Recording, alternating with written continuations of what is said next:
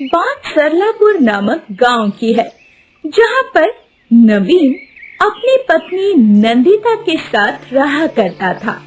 उन दोनों की 2 बेटियां थी, गुड़िया और मुन्नी।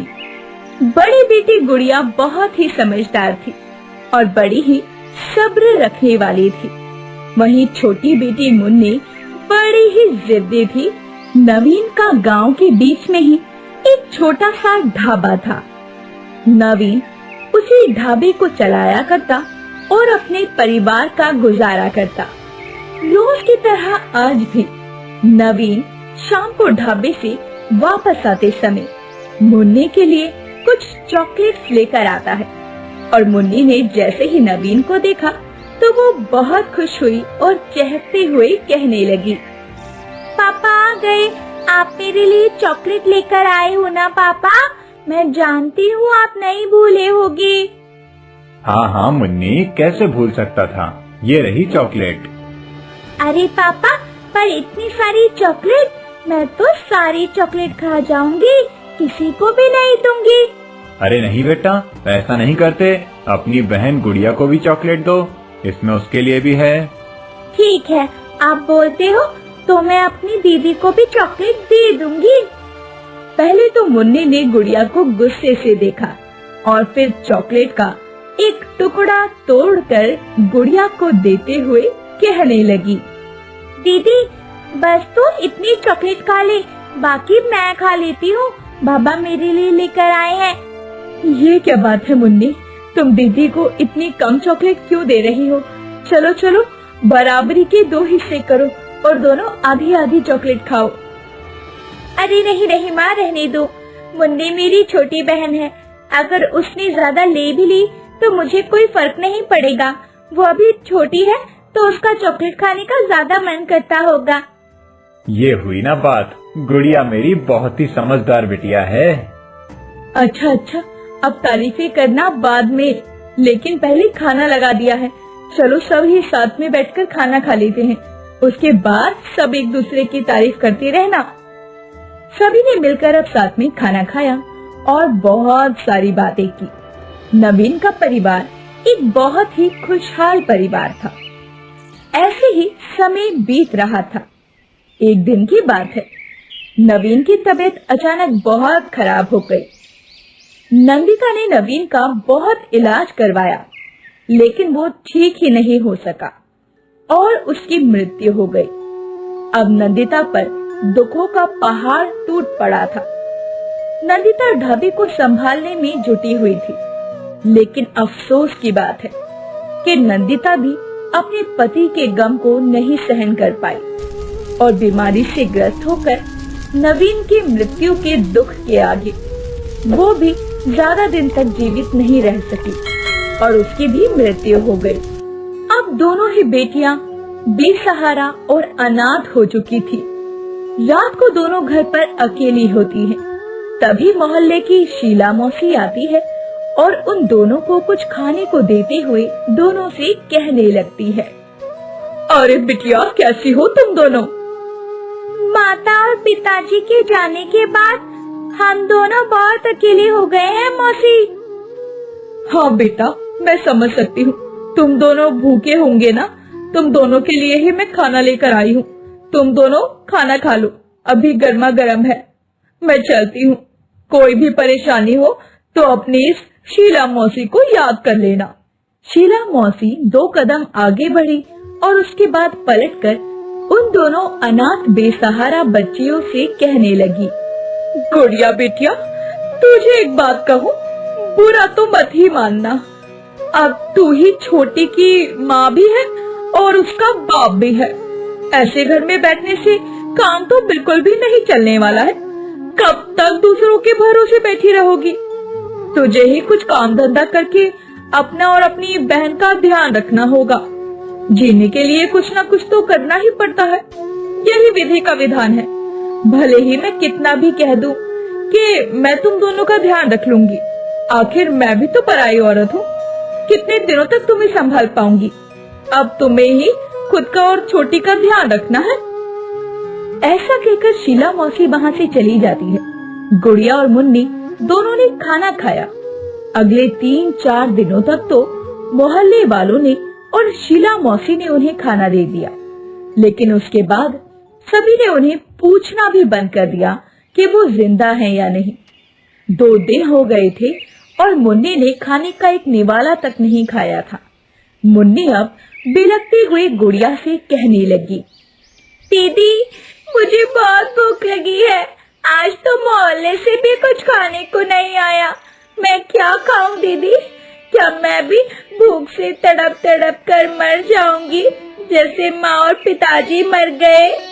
मुन्नी की बात सुनकर गुड़िया तड़प उठी और बोली, नहीं नहीं मुन्नी, तू कैसी बातें कर रही है? मैं हूं ना, मैं तुझे कमा कर खिलाऊंगी, अब तुझे कभी भूखा नहीं रहना पड़ेगा। मुन्नी तू ऐसा कर, तू घर पर ही रह, मैं कुछ खाने का इंतजाम करके आती हूँ। ऐसा कहकर गुड़िया गांव के साहूकार की दुकान पर जा पहुंची और साहूकार से मिन्नतें करते हुए कहने लगी, साहूकार जी, मेरी बहन मुन्नी और मैं बहुत दुखी हूँ, हमने 2 दिन से कुछ भी नहीं खाया है, कृपया करके मुझे थोड़ा सा राशन दे दीजिए ताकि मैं अपनी बहन को खाना पका कर खिला सकूं। वो बहुत रो रही है, उससे भूख बर्दाश्त नहीं हो रही, हमारी मदद कर दो। हाँ हाँ, तुझे उधार दे तो दूं, तू कुछ काम धंधा तो करती नहीं है, कहाँ से वापस करेगी मेरे पैसे? मैंने दान देने के लिए दुकान नहीं खोल रखी है, तू कहीं और से ले ले, मैं तुझे कुछ नहीं दे पाऊंगा। हाँ साहूकार जी, बस थोड़ा सा राशन दे दीजिए, इतना कि मैं अपनी बहन को कुछ पका कर खिला सकूं। मेरे ऊपर ये एहसान कर दीजिए साहूकार जी। अच्छा ठीक है, मैं तुझे 2 मुट्ठी आटा दे देता हूँ, लेकिन अब मत आना मेरी दुकान पर मांगने। ऐसा कहकर साहूकार 2 मुट्ठी आटा गुड़िया को दे देता है। गुड़िया भी अब 2 मुट्ठी आटा लेकर घर आती है और 2 रोटियां बनाकर थोड़े नमक के साथ अपनी बहन मुन्नी को देते हुए उससे प्यार से कहती है, मुन्नी देख, अभी तो नमक रोटी खा ले, मैं कल से तुझे पक्का बहुत अच्छा खाना खिलाऊंगी। ठीक है दीदी। दीदी आधी रोटी तू भी खा ले। नहीं नहीं मुन्नी, मुझे भूख नहीं लगी, तू खा ले, तू खाएगी तो मैं समझूंगी कि मैंने भी खा लिया और मेरा भी पेट भर गया। मुन्नी खाना खा रही थी और गुड़िया भी अब अपने मन ही मन में सोच विचार रही थी। समझ नहीं आ रहा कि मैं क्या करूं, मुझे तो कोई काम भी नहीं आता। पिताजी के जाने के बाद माँ ही ढाबा चलाया करती थी, ऐसा करती हूँ मैं भी ढाबा चलाने की कोशिश करती हूँ, शायद उससे हम लोगों का पेट भर जाए। अगले दिन गुड़िया और मुन्नी दोनों अपने पिताजी के ढाबे पर जा पहुँचती है। गुड़िया ढाबा खोलती है और मुन्नी को एक तरफ बैठा देती है, ढाबे की साफ सफाई भी करती है। फिर देखती है कि ढाबे में राशन रखा हुआ था। गुड़िया अब मुन्नी से कहती है, देख मुन्नी, ढाबे में राशन रखा हुआ है, ऐसा करती हूँ माँ की तरह मैं छोले पूरी बनाने की कोशिश करती हूँ। मैंने कई बार माँ को छोले पूरी बनाते देखा था, क्या पता मैं बना पाऊँ। हाँ हाँ दीदी, बनाओ ना, मैं भी खाऊंगी। उसके बाद गुड़िया अब छोले बनाना शुरू करती है। वो थोड़ी सी छोले बनाती है, फिर पानी डालकर आटा गूंथती है और 10-12 पूरियां भी बनाती है। उसके बाद वो छोले पूरी मुन्नी को खाने के लिए देती है। मुन्नी ने जैसे ही छोले पूरी का पहला निवाला खाया तो वो कहने लगी, दीदी छोले में बहुत मिर्ची है, पानी पानी। गुड़िया जल्दी से मुन्नी को पानी देती है।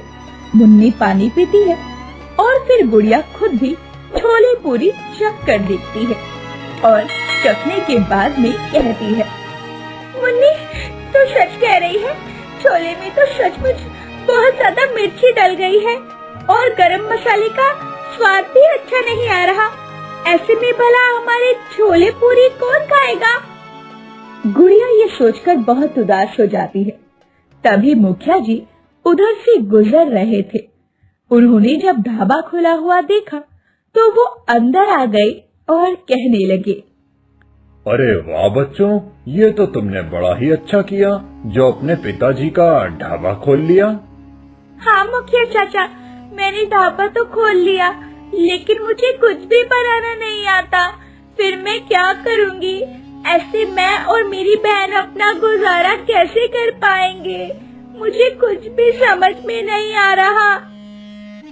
अरे बिटिया, तुम उसकी चिंता मत करो, तुम्हें सब आ जाएगा। पहले तुमने जो बनाया है वो मुझे खिलाओ तो सही। गुड़िया ने घबराते हुए छोले पूरी मुखिया जी को परोसे। मुखिया जी ने छोले पूरी खाए और खाकर कहा, अरे बिटिया, बस मिर्ची और गरम मसाला थोड़ा ज्यादा हो गया है। तुम एक काम करो, मेरी पत्नी बहुत अच्छा खाना बनाती है। कल से तुम मेरे घर पर चली आओ और उससे कुछ दिनों तक खाना बनाना सीख लो।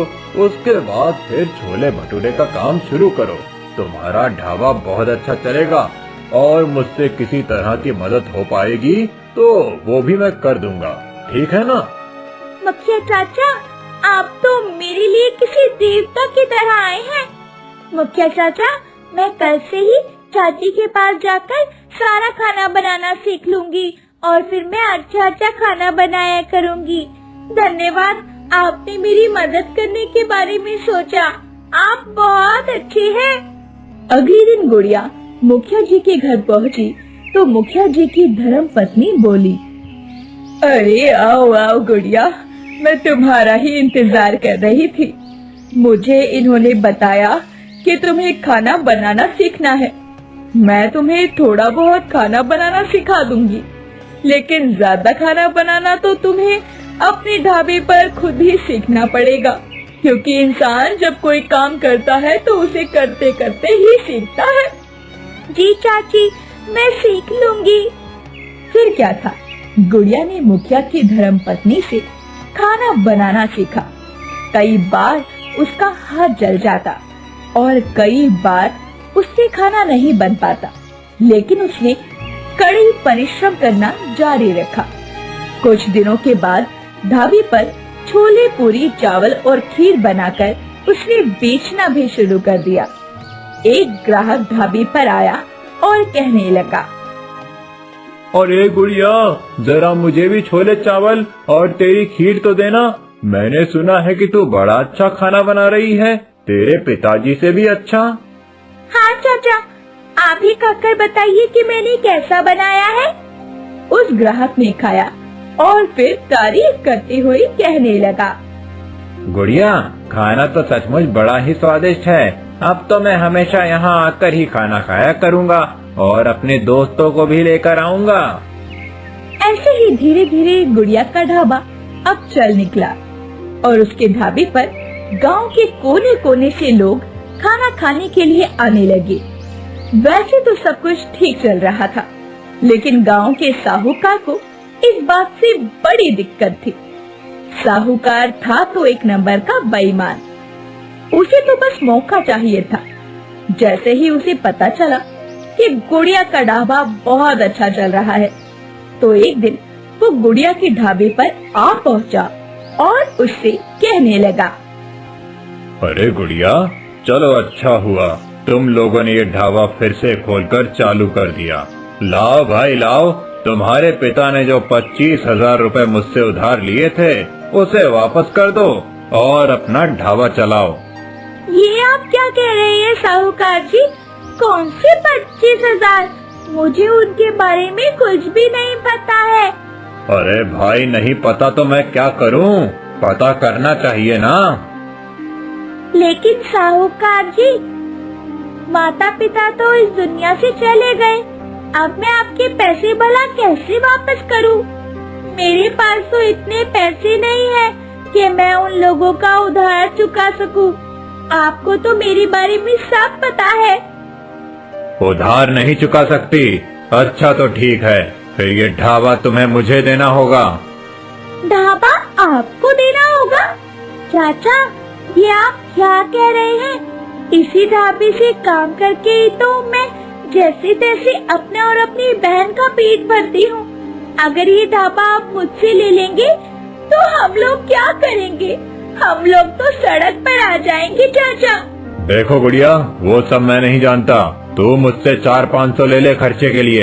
ये ढाबा मैं तुझे नहीं दे सकता, इससे तो मुझे लेना ही होगा। चाचा, आप बुरा ना माने तो मैं आपसे एक बात कहूँ। आपके पास क्या सबूत है कि मेरे माँ बाप ने आपसे 25,000 उधार लिए थे? उसके बदले में ये ढाबा आपके पास गिरवी पड़ा है। आ गई ना औकात पर। मुझे मालूम था कि तू मुझसे ये सवाल जरूर करेगी, इसीलिए मैं इस ढाबे के पेपर अपने साथ लेकर आया हूँ। ये रहे कागज जिसमें तेरे पिताजी ने साफ साफ लिखा है कि वो मुझसे 25,000 रुपए ले रहे हैं और 25,000 ना मिलने की सूरत में ये ढाबा मेरा हो जाएगा। समझी? देख ले इसे अच्छी तरह। गुड़िया ने पेपर देखे, उसकी आंखों में आंसू आ गए और वो कहने लगी, नहीं नहीं, ये पेपर असली नहीं हो सकते। अगर मेरे माँ बाप ने कोई कर्जा लिया होता तो उन्होंने मुझे भी बताया होता। ये नकली है, उन्होंने कोई कर्जा नहीं लिया। आप झूठ बोलते हो, आप झूठे हो। देख लड़की, मेरा दिमाग मत खराब कर। सीधी तरह से मुझे ये ढाबा दे दे, वरना मैं तुझे यहाँ से धक्के मार कर निकाल दूंगा। फिर मुझसे मत कहना कि साहूकार ने मुझ पर जुल्म किया है। गुड़िया बहुत उदास हो जाती है और रोते हुए ढाबे की चाबी साहूकार को दे देती है और अपने घर पर आ जाती है। घर पर मुन्नी बैठी उसका इंतजार कर रही थी। गुड़िया को बहुत उदास देखकर अब मुन्नी ने कहा, दीदी तुम आ गई? आज तो तुम बड़ी जल्दी आ गई। इतनी जल्दी ढाबा बंद कर दिया तुमने? हाँ मुन्नी, क्योंकि वो ढाबा अब हमारा नहीं रहा। ये तुम क्या कह रही हो दीदी? वो ढाबा हमारा क्यों नहीं रहा? वो तो हमारा है ना, हमारे माँ बाप का। नहीं मुन्नी, साहूकार ने पिताजी के जीवन में ही उनसे किसी तरह के कागज पर साइन करा लिए थे और उस ढाबे को उन्होंने अपने नाम करवा लिया, इसीलिए मुझे उसे ढाबा देना पड़ा। ओहो दीदी, अब हम क्या करेंगे? तू चिंता मत कर मुन्नी, कुछ ना कुछ तो मैं कर ही लूंगी। मुझे अपने आप पर और बाबूजी के आशीर्वाद पर पूरा भरोसा है। जहाँ एक तरफ मुन्नी और गुड़िया अपने ढाबे के लिए परेशान थे, वहीं दूसरी तरफ साहूकार ने ढाबे पर कुछ आदमियों को रखकर ढाबा चलवाना शुरू कर दिया था। ढाबा भी ठीक ठाक चल रहा था। अभी कुछ दिन बीते थे कि गुड़िया ने फैसला कर लिया और वो मुन्नी से कहने लगी, मुन्नी मैंने सोच लिया है, मैं अपने ढाबे के सामने ही छोले पूरी और खीर चावल का ठेला लगाऊंगी। बाबा नहीं है तो क्या हुआ, उनका आशीर्वाद और उनके हाथों का स्वाद तो हमारे पास है ना। मुझे यकीन है कि ठेला जरूर चलेगा। ये तो बहुत अच्छी बात है दीदी। और हाँ, अब तो मैं भी बड़ी हो गई हूँ ना, उस ठेले में मैं भी तेरी मदद कर दिया करूँगी। हाँ मुन्नी, तू सही कह रही है, हम दोनों मिलकर ठेला चलाएंगे। और फिर गुड़िया ने कुछ बचे हुए पैसों से अगले दिन एक ठेला किराए पर ले लिया और अगले दिन छोले पूरी, चावल और खीर का ठेला लगा लिया। गुड़िया ने सारी चीजें बनाई। ठेले के सामने उसने कहीं से सेकंड हैंड कुर्सियां लाकर लगा दी और एक टूटा सा टेबल भी रिपेयर करवाकर लगा दिया। गांव वालों ने देखा कि गुड़िया ने इतनी मेहनत करके ठेला लगाया है तो वो खुश हो गए और एक गांव वाला बोला, अरे भाई देख रहे हो, गुड़िया ने ठेला लगा लिया है। हाँ भाई, गुड़िया के हाथों में सचमुच स्वाद है। देखो खुशबू यहाँ तक आ रही है। चलो चलो हम उसके ठेले पर खाना खाते हैं। उन लोगों ने गुड़िया के ठेले पर खाना खाया। इसी तरह गुड़िया का ठेला बहुत अच्छा चलने लगा। धीरे धीरे गुड़िया ने उस जगह पर एक छोटा सा ढाबा बना लिया। गुड़िया का ढाबा बहुत अच्छा चलने लगा। वहीं दूसरी तरफ साहूकार का ढाबा चलना बंद हो गया। एक दिन साहूकार के ढाबे पर काम कर रहे एक आदमी ने साहूकार को बताया, साहूकार जी, अगर ऐसा ही चलता रहा तो हमारा ढाबा बंद हो जाएगा। बंद हो जाएगा? वो क्यों भला? क्या बताऊं साहूकार जी, वो गुड़िया है ना, उसने हमारे ठेले के सामने ठेला लगा लिया है। ये तो आप जानते ही हैं, लेकिन अब धीरे धीरे करके उसने उस ठेले को ढाबे में बदल लिया है और उसका ढाबा बहुत अच्छा चलता है। उसका खाना भी बहुत सस्ता है, इसीलिए लोग वहीं जाना पसंद करते हैं। अच्छा, ऐसी बात है। ठीक है, उसका मुझे कुछ न कुछ तो करना ही होगा। तुम जाओ, उसका इंतजाम हो जाएगा। फिर साहूकार ने 2 बेवकूफ बदमाशों को किराए पर रखा और उन्हें पैसे देते हुए उनसे कहा, देखो, तुम दोनों को गुड़िया का ढाबा जलाना है। जाओ और उसके ढाबे पर मिट्टी का तेल डालकर आग लगा दो। तुम्हें पता है ना, उसका ढाबा मेरे ढाबे के सामने ही है। हाँ हाँ साहूकार जी, हमको पता है, आप चिंता मत कीजिए, काम हो जाएगा। फिर वो दोनों बदमाश ढाबा जलाने के लिए जाते हैं, परंतु उन्हें पता नहीं होता कि साहूकार का ढाबा कौन सा है। और पहला बदमाश कहता है, अरे, साहूकार का ढाबा कौन सा है? शायद ये वाला है। नहीं नहीं, ये नहीं है, ये है साहूकार का ढाबा। दोनों आपस में बहुत बहस करते हैं और अंत में एक ढाबा देखकर जला देते हैं। और उसके बाद में जैसे ही ढाबा जलकर खाक हो जाता है, तो साहूकार के आदमी साहूकार को आकर ये खबर देते हैं, साहूकार जी, जिन बदमाशों को आपने भेजा था, उन्होंने तो आपका ही ढाबा जलाकर खाक कर दिया। ये सुनकर साहूकार गुस्से से आग बबूला हो जाता है और उन दोनों बदमाशों को बुलाकर कहता है, अरे बेवकूफों, ये क्या किया तुम लोगों ने? मेरा ही ढाबा जला दिया। तुम दोनों किसी काम के नहीं हो। चलो फिर से जाओ और गुड़िया का ढाबा जला कर आओ।